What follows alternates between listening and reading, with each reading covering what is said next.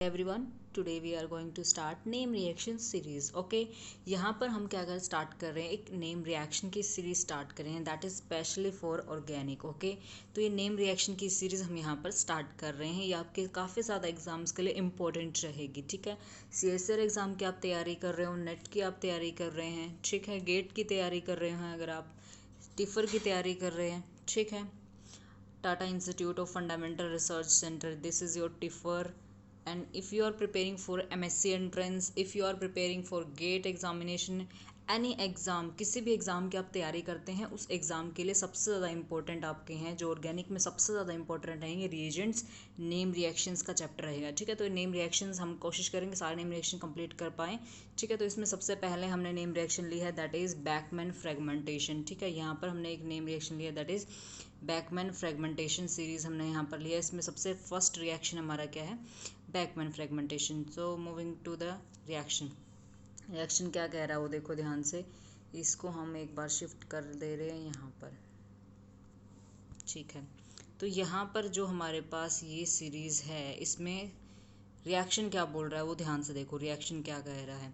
ठीक है, Beckmann fragmentation की कंडीशंस हैं। ठीक है, आप अगर कहीं पर भी बैकमैन फ्रेगमेंटेशन है, आपको मैं सीधी ट्रिक बताती हूँ एक तो। ठीक है, क्वेश्चन को सॉल्व करने की सीधी ट्रिक बता रही हूँ कि बैकमैन फ्रेगमेंटेशन की पहचान क्या होती है, यानी आप इसको कैसे डिटेक्ट करेंगे, कैसे आप उसको फाइंड आउट करेंगे कि ये जो गिवन रिएक्शन है ये हमारा क्या है, बैकमैन फ्रेगमेंटेशन है, वो उसकी पहचान बता रही हूँ। ठीक है, आपको क्या मिलेगा, जो आपके रिएक्टेंट्स है वो आपको पता होने चाहिए, आपको रिएक्टेंट क्या मिलेंगे।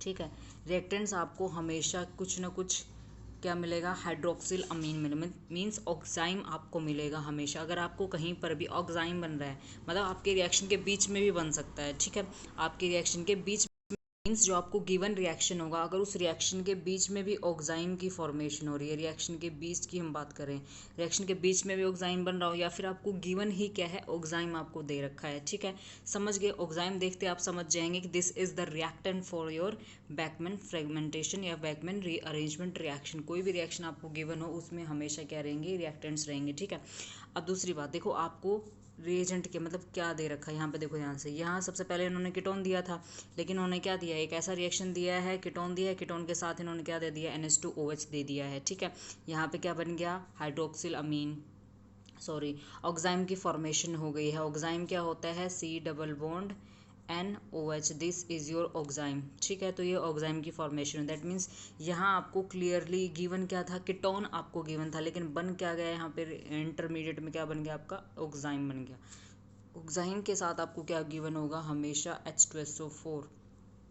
ऑक्साइम के साथ आपको हमेशा H2SO4 देगा। ठीक है, जब भी आपको ऑक्साइम के साथ H2SO4 गिवन होगा, ठीक है, ऑक्साइम के साथ जब भी आपको H2SO4 गिवन होगा, प्रोडक्ट आपका हमेशा क्या बनेगा, अमाइड बनेगा। प्रोडक्ट हमेशा क्या बनेगा आपका, अमाइड बनेगा। देखो ध्यान से, क्या क्या कहा हमने, हमने तो यही कहा है कि हमारे जो रिएक्टेंट्स हैं, रिएक्टेंट्स कैसे होने चाहिए हमारे रिएक्टेंट्स, मैंने बताया है, रिएक्टेंट्स में क्या होना चाहिए, ऑक्साइम होना चाहिए।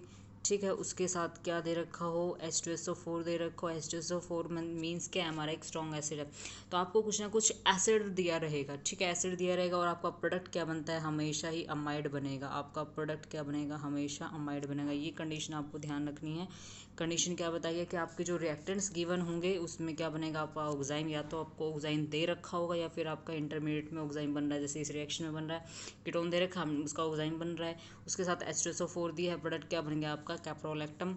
एक्टम, AM वर्ड लगा है यहाँ पर, lactam, that means this is not your ester, this is your amide. यहाँ पर अमाइड की फॉर्मेशन होती है प्रोडक्ट में, this is your Beckmann rearrangement reaction. ठीक है, इसका मैकेनिज्म भी हम पढ़ेंगे, इसकी कंडीशंस भी पढ़ेंगे, कैसे रिएक्शन होता है। ठीक है, ये एक इंट्रामोलिकुलर SN2 रिएक्शन होता है। ये क्या होता है, एक SN2 रिएक्शन होता है, इंट्रामोलिकुलर SN2 रिएक्शन, जिसको हम आगे मैकेनिज्म में पढ़ेंगे। ठीक है, move to the next slide.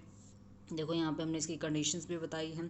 Mechanism of reaction में सबसे पहले कंडीशन क्या होता है, देखो, there must be present oxime system and strong acid in the reaction mixture. आपको जो भी रिएक्शन मिक्सचर दिया जाएगा उसमें क्या प्रेजेंट होना चाहिए, ऑक्साइम प्रेजेंट होना चाहिए, और H2SO4 आपका कोई भी एसिड आपको गिवन रहेगा। ठीक है, दूसरा यहाँ पर क्या बताया है कि जब आपकी ऑक्साइम की फॉर्मेशन हो जाएगी, ठीक है, जब आप किसी ऑक्साइम की फॉर्मेशन कर लेंगे, ऑक्साइम फॉर्मेशन में क्या होगा, ऐसे होता है, नाइट्रोजन होती है और उसके अपोजिट में क्या होता है, OH ग्रुप होता है, यहाँ पर सब्सटेंट लगे होते हैं आपके। ठीक है, ऐसा ही कुछ तो होता है। तो ये जो आपका OH ग्रुप होता है, इसके अपोजिट जो भी R ग्रुप होता है वो हमेशा नाइट्रोजन के पास माइग्रेट करता है और OH ग्रुप आपका बाहर आ जाता है। ठीक है, इसका पूरा मैकेनिज्म आपको एक्सप्लेन करेंगे। तो यही लिखा है ना, the group which is anti to OH group. ठीक है, तो वो ग्रुप आपको ध्यान से देखना है जो OH ग्रुप के बिल्कुल अपोजिट में है, बिल्कुल एंटी में है। तो जो आपका ऑक्साइम होता है, यानी C डबल बॉन्ड N जो आपका होता है, उसमें जो आपका OH ग्रुप होता है उसके एंटी में जो R ग्रुप है, R1 है, R2 आपके दो ग्रुप है। ठीक है, तो वो ग्रुप आपको ध्यान से देखना है जो क्या है इसके अपोजिट में है। ठीक है, यहाँ पर जो आपको हाइड्रोक्सिल ग्रुप दिया गया है, ध्यान से देखो, जो इसको मैं क्या बता रही हूँ, जो ये आपका OH ग्रुप है, इस OH ग्रुप के अपोजिट में क्या है आपके पास, देखो ध्यान से। जैसे हमें ये दे रखा है कि यहाँ पर नाइट्रोजन एटम है, ये हमारा OH ग्रुप होता है और ये हमारे R ग्रुप्स होते हैं, R1 R2 हमारे क्या हैं, R ग्रुप्स हमारे पास हैं।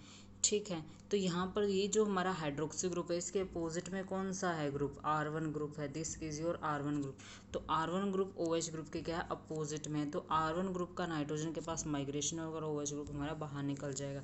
तो ये क्या है, एक इंट्रामोलिकुलर SN2 रिएक्शन है, जिसमें हमारा एक अपोजिट वाला, OH के अपोजिट वाला ग्रुप अटैक करता है नाइट्रोजन पे और OH ग्रुप को बाहर कर देता है। सिंपल इंट्रामोलिकुलर SN2 रिएक्शन, ये क्या हमारी सिंपल इंट्रामोलिकुलर है, ये इंट्रामोलिकुलर SN2 रिएक्शन, मोलिकुल के अंदर ही intramolecular SN2 reaction, back side से कोई ग्रुप अटैक कर रहा है, OH ग्रुप बाहर निकल जाएगा।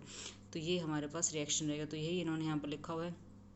ठीक है, the group which is anti to OH group will migrate to the nitrogen atom, hydrolysis होने के बाद उसमें क्या हो जाएगा, आपका अमाइड बन जाएगा। ठीक है, अब इसका हम मैकेनिज्म देख लेते हैं। देखो, सबसे पहले आपको ये गिवन है। ठीक है, सबसे पहले आपको क्या गिवन है, ये गिवन है, ये आपका रिएक्टेंट है, जिसमें आपका हाइड्रोक्सी ग्रुप गिवन होता है और यहाँ पर R1 R2 आपको ये ग्रुप्स गिवन होते हैं। ठीक है, अब जो हाइड्रोक्सी ग्रुप आपके पास है, इसके अपोजिट में R1 प्रेजेंट होता है। तो R1 जो होता है वो क्या करता है, इसके पास माइग्रेट करता है।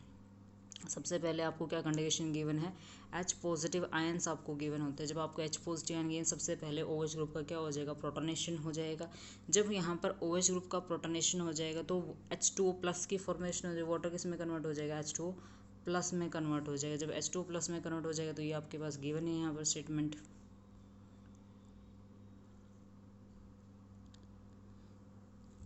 ठीक है,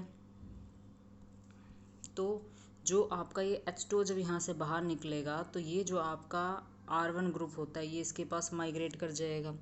R ग्रुप जो आपके पास होता है वो किसके पास माइग्रेट कर जाएगा, इस नाइट्रोजन एटम के पास माइग्रेट कर जाएगा और ये बॉन्ड यहाँ पर डोनेट कर जाएगा, या फिर आप इसको ऐसे समझ सकते हो। ठीक है, तो यहाँ से क्या होगा हमारे पास, ये आप देख लेना मैकेनिज्म में, कुछ भी नहीं, बिल्कुल आसान सा मैकेनिज्म है। इसी तरह से, तो इस तरह से हमारा R ग्रुप माइग्रेट कर गया और R1 नाइट्रोजन के पास आ गया और R2 इधर ही साइनाइड के, मतलब कार्बन आइटम के एक साइड में क्या है, R2 ग्रुप प्रेजेंट है और एक साइड में क्या, नाइट्रोजन आइटम के पास क्या, R1 ग्रुप है। यहाँ से आप सिंपल R1 का यहाँ से क्या कर सकते हैं, आप ट्रांसफ़र कर सकते हैं। जैसे आप इसका ट्रांसफ़र करेंगे, नाइट्रोजन के पास R1 ग्रुप आपको मिलेगा। ठीक है, ये फॉर्मेशन हो गई हमारे पास, समझ गए हो इसको। सिंपली आप ध्यान से, मैं जो बता रही हूँ वो देखो ध्यान से, ये थोड़ा सा बॉन्ड डीलोकलाइजेशन के साथ इन्होंने शो किया। R1 ग्रुप को आपने यहाँ पे ट्रांसफर कर दिया, OH ग्रुप यहाँ से बाहर निकल गया, तो यहाँ पे आपको ये स्पीसीज मिलती है। ये इसकी रेजोनेंस स्टेबलाइजेशन है, तो इसको आप ना ही ज़्यादा ध्यान दें तो बेटर रहेगा आपके लिए। ठीक है, बाकी आप देख सकते हैं इसकी रेजोनेटिंग स्ट्रक्चर्स ही बना रखी है, आप देख लेना इनको। ठीक है, तो यहाँ पर मैं एक सिंपल सा मैकेनिज्म आपको बता देती हूँ, दैट कि यहाँ पर कार्बन नाइट्रोजन हमारे पास था। सबसे पहले यहाँ पर H2O प्लस की फॉर्म है। एक पिछली स्लाइड पे एक्सप्लेन करते हैं मैकेनिज्म को, इस स्लाइड पे एक्सप्लेन करते हैं मैकेनिज्म को। तो यहाँ पर देखो क्या हुआ, हमारे पास नाइट्रोजन एटम है और यहाँ पर हमारे पास हाइड्रोक्सी ग्रुप है। ठीक है, यहाँ पर हमारा R1 ग्रुप है और यहाँ पर हमारा R2 ग्रुप है। ठीक है, हमने क्या दिया है, H पॉजिटिव आयन। अब H पॉजिटिव आयन जो है वो क्या करेगा, इस H पॉजिटिव आयन जो है उसका क्या, ऑक्सीजन एटम इसके ऊपर अटैक करेगी और ऑक्सीजन का प्रोटोनेशन हो जाएगा, as it has a lone pair of electrons, so it will accept H positive ion and form। तो अब बनेगा क्या, देखो यहाँ से देखो क्या बनेगा, नाइट्रोजन एटम होगी, यहाँ पर क्या बन जाएगा आपका H2O प्लस बन जाएगा, क्योंकि ऑक्सीजन ने अपने लॉन पेयर ऑफ इलेक्ट्रॉन्स यहाँ से यहाँ डोनेट किए H पॉजिटिव को, इसने H पॉजिटिव डोनेट कर दिए, ऑक्सीजन ने अपने लॉन पेयर इलेक्ट्रॉन्स डोनेट कर दिए H पॉजिटिव को, फॉर्मेशन हो गई है हमारे पास। अब देखो यहाँ कार्बन एटम है, इसके अपोजिट में R1 ग्रुप हो जाएगा और यहाँ पर आपका R2 ग्रुप हो जाएगा, ये आपका R1 ग्रुप हो जाएगा। अब ध्यान से देखो, ये जो आपके पास है यहाँ पर, ये आपका ऑक्साइम है, ठीक है। अब जो आपके पास ये वाटर है, यहाँ से क्या होगा, आउट होगा, क्योंकि इसके पास पॉजिटिव चार्ज है। ऑक्सीजन के पास पॉजिटिव चार्ज कभी स्टेबल नहीं होता है, वो अपने बॉन्ड पेयर के इलेक्ट्रॉन यहाँ से लेकर चली जाएगी। ये बॉन्ड टूट के नाइट्रोजन के पास क्या आ जाएगा, प्लस चार्ज आ जाएगा। तो यहाँ से ये जो R1 ग्रुप है वो ऐसे माइग्रेट करेगा, ठीक है। ये ध्यान रखना है कि जो आपका OH ग्रुप होता है उसके अपोजिट वाला R1 ग्रुप जो होता है वो माइग्रेट करेगा आपका, ठीक है। तो अपोजिट वाला R1 ने यहाँ से क्या माइग्रेट किया। अब जैसे ही यहाँ से माइग्रेट करेगा तो देखो हमारे पास क्या स्ट्रक्चर बनेगी। दोबारा से हम इसको लिखते हैं, नाइट्रोजन एटम है, इसके पास R1 ग्रुप है और इसके पास क्या बच जाएगा, R2 आफ्टर माइग्रेशन, ठीक है। तो माइग्रेशन के बाद इसके पास पहले क्या था, यहाँ पर R1 ग्रुप प्रेजेंट था, लेकिन ये R1 यहाँ पर ट्रांसफ़र हो गया था। इस तरह से हमारा OH ग्रुप यहाँ से बाहर निकल गया था। अब तो कुछ भी नहीं है, अब तो सिंपल आपने क्या करना है, हाइड्रोलिसिस करना है in presence of water. Water की प्रेजेंस में आप हाइड्रोलिसिस करेंगे, ये इलेक्ट्रॉन्स नाइट्रोजन ले जाएगी, ठीक है। तो ये इलेक्ट्रॉन कौन ले जाएगी, नाइट्रोजन एटम ले जाएगी। नाइट्रोजन एटम क्या ले लेगी, आपका H पॉजिटिव आयन ले जाएगी। यहाँ से H पॉजिटिव आयन इसके पास आ जाएंगे और OH जो ग्रुप होगा वाटर का वो किस पे अटैक करेगा, कार्बन पे अटैक कर जाएगा। तो इस तरह से आपका जब भी आप C+N मतलब कार्बन नाइट्रोजन के बीच में अगर डबल बॉन्ड प्रेजेंट होता है, अगर आप उसका हाइड्रोलिसिस करते हैं तो हमेशा कार्बन कीटोन में कन्वर्ट हो जाती है और नाइट्रोजन आपकी NH ग्रुप में कन्वर्ट हो जाती है, ठीक है। तो यहाँ से सिंपली आप किस चीज़ की फॉर्मेशन करेंगे, OH ग्रुप ने अटैक कर दिया है, ठीक है। यहाँ पर किस चीज़ की फॉर्मेशन होगी, NH हो गया है और यहाँ पर R1 की फॉर्मेशन हो जाएगी, ठीक है। अब इसको अरेंज कर दीजिए, आप अमाइड में अरेंज कर दीजिए तो आपके पास क्या बन जाएगा, और आपके पास क्या बन जाएगा, अमाइड की फॉर्मेशन। तो इस तरह से आपका R2 इस कार्बन के पास था, इसके पास कीटोन था और इसके पास क्या हो जाएगा आपका NH, R1 आपका फॉर्म्ड हो जाएगा। यानी इसमें हमेशा याद रखो, हमेशा सब्स्टिट्यूटेड अमाइड बनेगा। पहली बात ये याद रखना है, सब्स्टिट्यूटेड अमाइड जो है वो आपका हमेशा ही फॉर्म्ड होगा, ये आपको ध्यान रखना है। तो इसमें हमेशा आपके सब्स्टिट्यूटेड अमाइड्स की फॉर्मेशन होगी और किसी की फॉर्मेशन नहीं होगी, सिर्फ सब्स्टिट्यूट। ये नहीं है कि आप सीधा से अमाइड की फॉर्मेशन कर देगा, आप सीधा से याद रखना कि नाइट्रोजन का जो OH ग्रुप है उसके अपोजिट में हाइड्रोक्सी ग्रुप है, उसको आपने ट्रांसफ़र करना है, ठीक है। नोट टू द मैकेनिज्म में भी यही दिख रहा है आपको, क्या दिख रहा है, देखो यहाँ पर ये R1 ग्रुप को देखो, सिंपल सी ट्रिक याद हो, नाइट्रोजन के पास जो हाइड्रोक्सी ग्रुप उसके अपोजिट में R1 ग्रुप जो है उसको आप नाइट्रोजन के पास ट्रांसफर कर दीजिए, OH ग्रुप को बाहर निकाल दीजिए, सिंपल इट इज़। तो ये आपका बन जाएगा प्रोडक्ट, ठीक है। देखो यहाँ पर NHR की फॉर्मेशन हुई है और जो यहाँ पर R2 है वो किसके पास है, कीटोन ग्रुप के पास। तो यहाँ पर क्या बन गया हमारा सब्स्टिट्यूटेड अमाइड की यहाँ पर क्या हो रही है, फॉर्मेशन हो रही है। तो this is your substituted amide. तो यहाँ पर सब्स्टिट्यूटेड अमाइड की फॉर्मेशन हो जाएगी, ठीक है। टू द नेक्स्ट, ये आपको एक क्वेश्चन दिया गया है, ठीक है। यहाँ पर देखो सबसे पहले आपको क्या गिवन है, कीटोन आपको गिवन है। सबसे पहले आपको क्या गिवन है, एक सिंपल कीटोन आपको यहाँ पर गिवन है और इस सिंपल कीटोन का रिएक्शन आपने हाइड्रोक्सिलमीन के साथ करेंगे, NH2OH के साथ आपने इसका रिएक्शन करवा दिया है। तो इसके बाद किस चीज़ की फॉर्मेशन हो रही है, ऑक्साइम की फॉर्मेशन। ऑक्साइम की फॉर्मेशन यहाँ पर आपके पास दो तरह के ऑक्साइम है यहाँ पर, ठीक है। अगर आप ध्यान से देखेंगे तो दो तरह के एग्जाइम हैं आपके पास, ठीक है। इसमें क्या है, जो आपका हाइड्रोक्सी ग्रुप है इसके अपोजिट में फिनाइल ग्रुप है। ये ऐसे आपके पास देखो नाइट्रोजन एटम हो जाएगी और इधर आपका OH ग्रुप हो जाएगा और इधर इसमें क्या है, फिनाइल ग्रुप आपके पास हो जाएगी, ठीक है। और इधर आपकी CH3 ग्रुप हो जाएगी।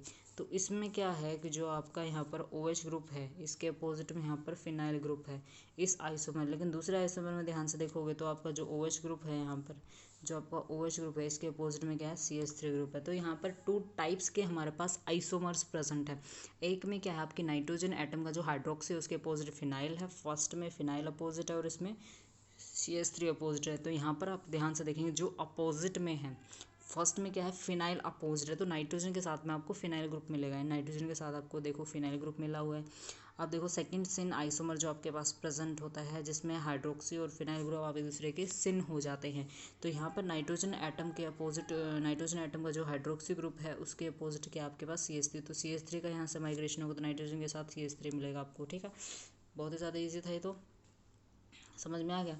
तो आपको तो सिर्फ इतना देखना, जो हाइड्रोक्सी ग्रुप के अपोजिट आपने उसका माइग्रेट करना है, वेदर इट इज़ सिन और इट इज़ ट्रांस, ठीक है। तो यहाँ पे देखो नाइट्रोजन एटम के साथ फिनाइल ग्रुप मिल गया है। इस हाइड्रोक्सी ग्रुप के अपोजिट क्या है, CH3 ग्रुप है। तो CH3 ग्रुप का माइग्रेशन करो, नाइट्रोजन एटम के साथ क्या मिलेगा, CH3 मिलेगा। Very simple it is, okay. Move to the next question if we have taken this is a fragmentation reaction है, एक फ्रेगमेंटेशन रिएक्शन की और सीरीज़ हमारे पास है, इसको हम नेक्स्ट में पढ़ेंगे. Till then you will consider this. Okay.